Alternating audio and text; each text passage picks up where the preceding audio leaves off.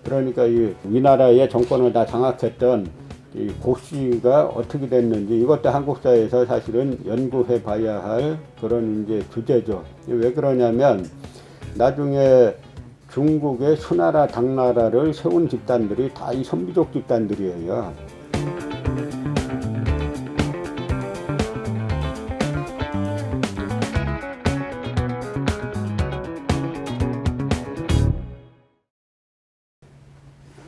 이번 시간엔 북위 낙양까지 장악했던 거의 뭐 중원의 통일왕조의 이제 버금가져 북위의 황제였던 세종 선무제의 그 어머니가 고구려 출신 문소황후 이제 고씨라고 이제 말씀을 드렸습니다. 그럼 그 세종 선무제 때는 어떤 일이 있었느냐라는 걸 한번 잠깐 살펴보려고 하는데요. 위서에 보면은 이제 고조 열전이란 열전이 나와요. 이 고조가 누구냐면 바로 문소황후의 오빠입니다. 세종 선무제의 외삼촌이죠. 세종 선무제가 고구려 여인의 몸에서 나와가지고 이제 황제가 됐으니까 선비족들이 견제를 심하게 하겠죠. 그래서 이제 세종 선무제가 고구려에 있는 삼촌들을 부르죠. 그때 이제 두 삼촌이 오는데 한 명은 고조가 오고 또 한 명은 이제 고현이라는 인물이 낙양으로 오게 됩니다. 당시 이제 위서의 고조열전을 보면은 뭐라고 기록되어 있냐면은 낙양에 화림도정이라고 해서 화려한 숲을 쌓은 정자겠죠. 화림도정에서 세종 선무제가 외삼촌들을 만났는데 고동이 위의를 잃었다. 그러니까 이제 너무 반가워가지고 황제로서의 고동을 잃었다는 이야기죠. 그러니까 그 짤막하게 나와 있지만 그 내자만 가지고도 고동희리라는 그 내자만 가지고도 얼마나 많은 사연들이 있었는지 이제 알 수가 있죠.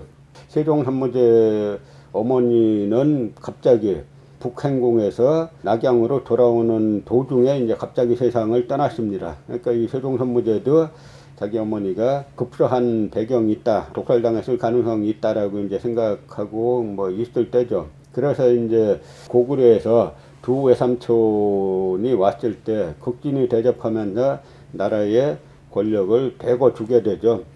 원래 이제 문소황후는 고양의 딸이죠. 고양의 적손이 고맹인데 고맹을 갖다가 발해 군공에 봉해주고 그 다음에 낙양으로 온 고조를 평원군공에 봉해주고 그 고조의 동생으로 같이 낙양에 온 고현을 징성군공으로 봉해줘가지고 한날 한시에 3인을 왕으로 봉했다라고 하는 그런 기록이 있죠.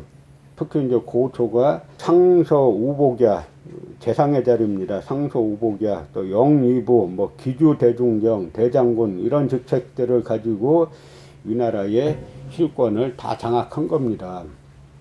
그럼 여기에서 우리가 하나 생각할 수 있는 게 이 고구려 두 형제가 세종 선무제의 외삼촌인 두 형제가 북위조정을 장악했는데 이때 말을 갖다가 이쪽은 탁발시지 않습니까? 그런데 말을 갖다가 통역관을 썼겠어요? 안 썼겠어요? 외국인이 통역관 쓰면서 그 권력을 다 장악하기는 힘들죠? 다 같이 말이 통하는 사이예요. 물론 이 세종 선무제는 선비족 말을 했겠죠. 그리고 이 고구려에서 달려온 고조 고현은 그 무슨 말 했겠어? 고구려 말 했겠죠. 그러니까 두 말이 서로 통하는 겁니다. 그래서 이제 선비족과 고구려가 이제 같은 민족이라는 것을 여기에서도 알 수 있는 거죠. 중국 위서를 보면은 고조 형제가 정권을 장악하기 시작하면서 황실 내부에 아주 격렬한 권력 투쟁이 벌어집니다. 주로 이제 위서는 이 고조 형제에게 아주 이제 불리하게 나쁘게 써놓죠. 관점을 갖다가 나쁘게 써놨는데 그거는 그 위서를 편찬한 사람의 시각이고 우리까지 그 사람의 시각으로 바라볼 필요는 없는 거죠. 무슨 기록이 있냐면 고조가 이 혹의 선조 구제, 그러니까 아주 바꾸길 좋아했다. 선조, 앞선 조정의 구제, 옛 제도들을 바꾸기 좋아했다. 이제 이런 구절이 나와요. 그러니까 고조 형제는 세종 선무제를 받들고 이 황권을 확고히 장악하기 위해서는 옛날 제도를 바꿔야 되겠다라고 해서 옛날 제도를 바꾸는 과정에 많은 충돌이 일어나죠. 그래서 이제 함양왕 원희라는 인물이 제거가 되고, 그 다음에 북해왕 원상이라는 인물로 제거가 됩니다. 이러면서 이제 고씨 형제가 세종 선무제의 후원을 입어가지고 정권을 이제 완전히 장악했습니다. 그러다가 이제 515년에 세종 선무제가 고조를 대장군으로 봉해가지고 지금의 이제 사천성 지역에 있었던 이제 촉을 정벌하게 해요. 그래서 이제 고조가 위나라 대군을 이끌고 정벌하러 갔는데, 그 다음 해에 세종 선무제가 또 갑자기 급사하는 겁니다. 그래서 많은 의혹들이 있죠.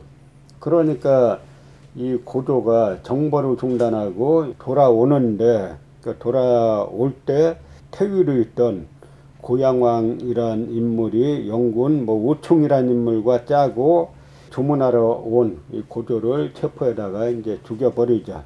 그래서 이제 고구려에서 달려온 고조 고연 형제들이 바로 세종 선무제하고 손잡고 위나라 정권을 장악했던 그 시기가 이제 끝나게 됩니다. 그런데 고조의 후예들은 그나마 다 죽지 않고 위나라에서 이제 상당 세력을 가지고 있었어요. 특히 이제 선무제의 그 여동생이었던 장락공주가 아직 이제 건재하고 있었고, 한때 정권을 잡았지만 많은 세력들을 가지고 있었기 때문에 나름대로 그 고조는 세상을 떠났지만 북위에서 상당한 세력을 계속 유지하고 있었습니다. 그래서 그 아들인 고조의 아들인 고식은 제주자사를 역임했고, 그 다음에 중서실랑이랑 고유직을 역임해죠. 그리고 그 조카인 고맹이 있는데, 고맹은 장락공주가 이모죠. 장락공주가 부마도위로 만들어가지고 황제의 딸과 또 이제 혼인을 시킵니다. 그리고 그 동생 고현은 그 시중이라는 재상의 자리까지 오르고, 그 다음에 고려국 대중정이라는 그런 이제 그 자리를 위나라에서 받게 됩니다. 그러니까 이 위나라의 정권을 다 장악했던 이 고씨가 어떻게 됐는지 이것도 한국사에서 사실은 연구해 봐야 할 그런 이제 주제죠. 왜 그러냐면 나중에 중국의 수나라 당나라를 세운 집단들이 다 이 선비족 집단들이에요. 그러니까 이 선비족 집단들이 중국에 들어가 가지고 중국의 이제 황성이 되는 겁니다. 그러니까 우리는 수나라 당나라를 갖다 가장 이제 국제화된 나라로 이렇게 설명하고 있는데, 그 국제화를 주도한 세력들은 다 선비족들이에요.